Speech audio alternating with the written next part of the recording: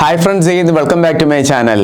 ഇന്നത്തെ വീഡിയോയിൽ ഞാൻ നിങ്ങളുമായി ഷെയർ ചെയ്യാൻ പോകുന്നത് ആർമി ഓർഡിനൻസ് റാലിക്ക് പോകുമ്പോൾ നിങ്ങൾ കൊണ്ടുപോകേണ്ട ഇമ്പോർട്ടൻറ്റ് ഡോക്യുമെന്റിനെ പറ്റിയിട്ടാണ്. AOC rally February first week മുതലാണ് ആരംഭിക്കാൻ പോകുന്നത്. റാലി നടക്കുന്നത് നമ്മുടെ കേരളത്തിലല്ല, ഔട്ട് ഓഫ് സ്റ്റേറ്റിലാണ്.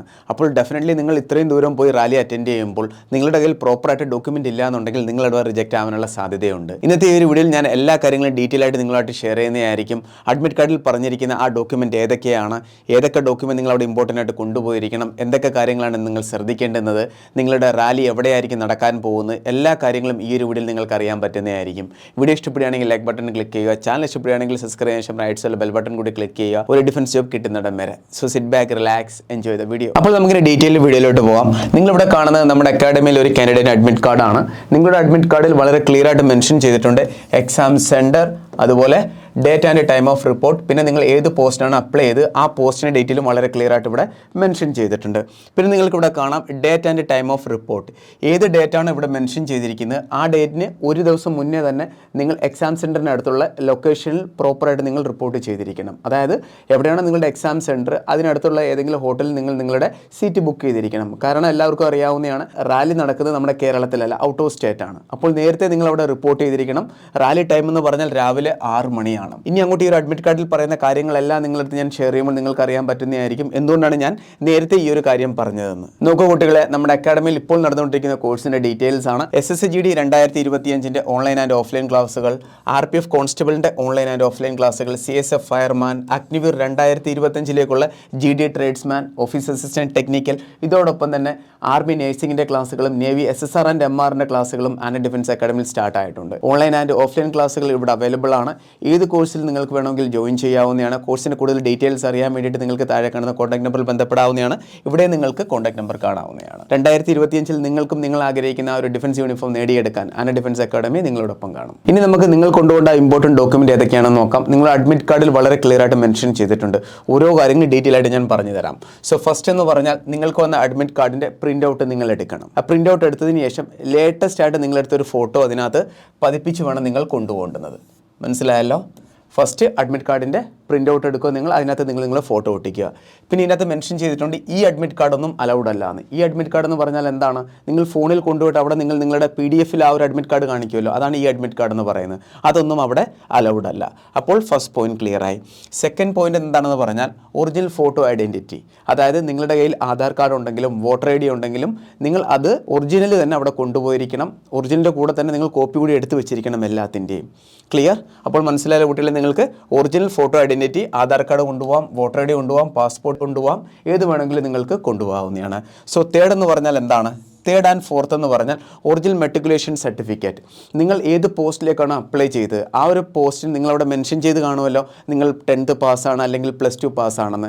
അതിൻ്റെ പ്രോപ്പർ സർട്ടിഫിക്കറ്റ് നിങ്ങൾ കൊണ്ടുപോകണം. ഒറിജിനൽ തന്നെ നിങ്ങൾ തീർച്ചയായിട്ടും കൊണ്ടുപോയിരിക്കണം. മാർക്ക് ഷീറ്റ് നിങ്ങൾ ഒരിക്കലും മിസ് ചെയ്യരുത്. ഇപ്പോഴേ ഞാൻ പറയുകയാണ്, ഫോട്ടോ കോപ്പി ഒന്നും എടുത്തുകൊണ്ട് അവിടെ പോകരുത്. ഒറിജിനൽ മെട്രിക്കുലേഷൻ സർട്ടിഫിക്കറ്റ് നിങ്ങൾ തീർച്ചയായിട്ടും കൊണ്ടുപോയിരിക്കണം. അതാണ് തേർഡ് ആൻഡ് ഫോർത്തിൽ പറയുന്നത്. സോ ഫിഫ്ത്ത് എന്താണെന്ന് പറഞ്ഞാൽ original caste certificate for those belong to SC ST OBC EWS. നിങ്ങൾക്കറിയാം, നിങ്ങൾക്ക് അഡ്മിറ്റ് കാർഡ് ലഭിച്ചിരിക്കുന്നത് നിങ്ങളുടെ കാസ്റ്റ് ബേസിൽ അവിടെ എന്താണ് മെറിറ്റ് നടന്നിട്ടുണ്ട്. മെറിറ്റ് എന്ന് പറഞ്ഞാൽ 10ാം ക്ലാസ്സിൽ നിങ്ങൾ എത്ര മാർക്കാണോ സ്കോർ ചെയ്ത് അതനുസരിച്ച് അവിടെ ഡിവൈഡ് ചെയ്തിട്ടുണ്ട്. UR, OBC, SC ST. അപ്പോൾ കാസ്റ്റ് സർട്ടിഫിക്കറ്റിന് നല്ല ഇമ്പോർട്ടൻസ് ഉണ്ട്. നിങ്ങൾ ലേറ്റസ്റ്റ് ആയിട്ട് എടുത്ത കാസ്റ്റ് സർട്ടിഫിക്കറ്റ് നിങ്ങൾ പരമാവധി കൊണ്ടുപോകാൻ നോക്കണം. ഇത്രയും ദൂരമൊക്കെ പോവുകയല്ലേ. ചില കുട്ടികൾ കാണിക്കുന്ന മിസ്റ്റേക്കാണ്, 2 വർഷവും 3 വർഷവും പഴക്കമുള്ള കാസ്റ്റ് സർട്ടിഫിക്കറ്റ് എടുത്തുകൊണ്ട് അങ്ങോട്ട് ചെല്ലും. അവർ ചിലപ്പോൾ അവിടെ അക്സെപ്റ്റ് ചെയ്യണമെന്നില്ല. അതുകൊണ്ട് ലേറ്റസ്റ്റ് ആയിട്ട് എടുത്ത കാസ്റ്റ് സർട്ടിഫിക്കറ്റ് തന്നെ നിങ്ങൾ തീർച്ചയായിട്ടും അവിടെ കൊണ്ടുപോയിരിക്കണം. പിന്നെ ഡൊമസൈൽ സർട്ടിഫിക്കറ്റ് കൊണ്ടുപോകേണ്ട ആവശ്യമില്ല. ഈ ഒരു കാസ്റ്റ് സർട്ടിഫിക്കറ്റിൽ നിന്ന് തന്നെ അവർക്ക് ആൾറെഡി മനസ്സിലായിക്കോളും നിങ്ങൾ ഏത് സ്റ്റേറ്റിലാണ് താമസിക്കുന്നതെന്ന്. സോ നെക്സ്റ്റ് പോയിന്റ് എക്സ് സർവീസ്മാൻ്റെ ആണ്. അതിന് നിങ്ങൾക്ക് ആവശ്യമില്ല. നെക്സ്റ്റ് ആണ് original experience certificate for mandatory experience required for the post applied for. അതായത് നിങ്ങൾ ഏതെങ്കിലും പോസ്റ്റിന് അപ്ലൈ ചെയ്തിട്ടുണ്ട്, ആ ഒരു പോസ്റ്റിന് ഏതെങ്കിലും ട്രേഡിൻ്റെ, അതായത് ഏതെങ്കിലും എക്സ്പീരിയൻസ് സർട്ടിഫിക്കറ്റിൻ്റെ റിക്വയർമെൻറ്റ് ഉണ്ടെങ്കിൽ ആ ഒരു എക്സ്പീരിയൻസ് സർട്ടിഫിക്കറ്റ് കൂടി നിങ്ങൾ കൊണ്ടുപോയിരിക്കണം. അതല്ല നിങ്ങളുടെ കയ്യിൽ ഏതെങ്കിലും ട്രേഡിൽ നിങ്ങൾ വർക്ക് ചെയ്ത എക്സ്പീരിയൻസ് സർട്ടിഫിക്കറ്റ് ഉണ്ടെങ്കിൽ അതുകൂടി നിങ്ങൾക്ക് കൊണ്ടുപോകുന്നതിന് അവിടെ നിങ്ങൾക്ക് ബെനിഫിറ്റ് സർട്ടിഫിക്കറ്റ് കിട്ടുന്നതായിരിക്കും. നെക്സ്റ്റ് പറഞ്ഞിരിക്കുന്ന original NOC issued by competent authority for serving personnel and central government employee. അതായത് കുട്ടികളെ ഏതെങ്കിലും ഒക്കെ ഒരു കാൻഡിഡേറ്റ് ചിലപ്പോൾ ഡിപ്പാർട്ട്മെന്റൽ കാൻഡിഡേറ്റ് ആയിരിക്കും, അല്ലാന്നുണ്ടെങ്കിൽ ഗവൺമെൻറ് എംപ്ലോയി ആയിരിക്കും, ഏതെങ്കിലുമൊക്കെ ഗവൺമെൻറ് സ്ഥാപനത്തിൽ ജോലി ചെയ്യുമായിരിക്കും. അപ്പോൾ ആ കാൻഡിഡേറ്റ് എന്താണ് ചെയ്യേണ്ടത്? ആ ഒരു സ്ഥാപനത്തിൽ നിന്ന് NOC മേടിച്ചുകൊണ്ട് വേണം അവിടെ പോയിട്ട് റാലി അറ്റൻഡ് ചെയ്യേണ്ടത്. NOC എന്ന് പറയാൻ നോൺ ഒബ്ജക്ഷൻ സർട്ടിഫിക്കറ്റ്. അത് മേടിച്ചുകൊണ്ടേ അവിടെ റാലി അറ്റൻഡ് ചെയ്യാൻ പോകാവുള്ളൂ. മനസ്സിലായല്ലോ? അപ്പോൾ ഇത്രയുമാണ് ഇമ്പോർട്ടൻറ്റ് ഡോക്യുമെൻ്റ് എന്ന് പറയുന്നത്. നിങ്ങൾ നോക്കുക, നിങ്ങൾക്ക് റിക്വയർമെൻ്റ് ആയിട്ടുള്ള ഡോക്യുമെൻ്റ് ഏതൊക്കെയാണെന്ന്. ഏതെങ്കിലും ഗവൺമെൻറ് സ്ഥാപനങ്ങളിൽ നിങ്ങൾ വർക്ക് ചെയ്യുന്നുണ്ടെങ്കിൽ അതിൻ്റെ NOC കൊണ്ടുപോവുക. വർക്ക് ചെയ്യുന്നില്ല എന്നുണ്ടെങ്കിൽ നോ പ്രോബ്ലം, അതിൻ്റെ ആവശ്യമേ ഇല്ല. ബാക്കി ഡോക്യുമെൻ്റ് എല്ലാം നിങ്ങൾ തീർച്ചയായിട്ടും കൊണ്ടുപോയിരിക്കണം. ഇത്രയും കാര്യങ്ങളാണ് അഡ്മിറ്റ് കാർഡിൽ പറഞ്ഞിരിക്കുന്നത്. പിന്നെയും കുറച്ച് കാര്യങ്ങൾ കൂടി വളരെ ക്ലിയർ ആയിട്ട് അതിൽ മെൻഷൻ ചെയ്തിട്ടുണ്ട്. അതുകൂടി ഈ ഒരു വീഡിയോയിൽ ഞാൻ നിങ്ങളുമായിട്ട് ഷെയർ ചെയ്യുന്നതായിരിക്കും. സോ ഫസ്റ്റ് വൺ എന്ന് പറഞ്ഞാൽ വെന്യൂ. ഇത് exact venue of the rally will be displayed at railway station bus stand of the location of the exam centre given above. എല്ലാ വർഷവും ആർമി ഓർഡിനൻസിൻ്റെ റാലി നടക്കുന്നുണ്ട്. മുൻ വർഷങ്ങളിൽ നടന്നതനുസരിച്ചിട്ടുള്ള കാര്യങ്ങളാണ് ഞാൻ പറയാൻ പോകുന്നത്. നിങ്ങളുടെ അഡ്മിറ്റ് കാർഡിനകത്ത് എക്സാം സെൻറ്റർ മെൻഷൻ ചെയ്തിട്ടുണ്ട്. അതിനടുത്ത് എന്തായാലും റെയിൽവേ സ്റ്റേഷനുമുണ്ട്. അവിടുത്തെ ആ ഒരു റെയിൽവേ സ്റ്റേഷൻ നിങ്ങൾ ചെല്ലുമ്പോൾ അവിടെ നിയറസ്റ്റ് MCOയും കാണും. ആ റെയിൽവേ സ്റ്റേഷനിൽ തന്നെ വളരെ ക്ലിയർ ആയിട്ട് മെൻഷൻ ചെയ്തിട്ടുണ്ടായിരിക്കും നിങ്ങളുടെ എക്സാം സെൻറ്റർ എവിടെയായിരിക്കുമെന്ന്. അതേപോലെ തന്നെ എവിടെയാണോ നിങ്ങളുടെ റാലി നടക്കുന്നത് അതിനടുത്തുള്ള ബസ് സ്റ്റാൻഡ് ലൊക്കേഷൻ വളരെ ക്ലിയർ ആയിട്ട് മെൻഷൻ ചെയ്തിട്ടുണ്ടായിരിക്കും നിങ്ങളുടെ റാലി സൈറ്റ്. അതുകൊണ്ട് നിങ്ങൾ പേടിക്കുകയൊന്നും വേണ്ട. നിങ്ങളുടെ അഡ്മിറ്റ് കാർഡിൽ മെൻഷൻ ചെയ്തിട്ടുള്ള റെയിൽവേ സ്റ്റേഷനിൽ നിങ്ങൾ ഇറങ്ങുക.